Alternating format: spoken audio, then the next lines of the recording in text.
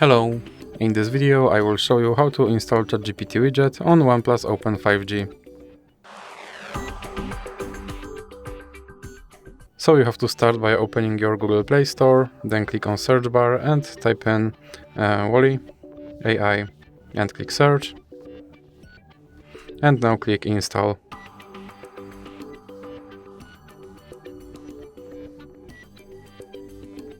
Now you can click open. And now you can click this button to skip introduction, then you can click not now and click open permissions. Now you can select AI assistant and then you have to allow this app to display over other apps and then click back and click back again. Now you can click start and as you can see here is my ChatGPT widget and you can open him and you can tell him to do something.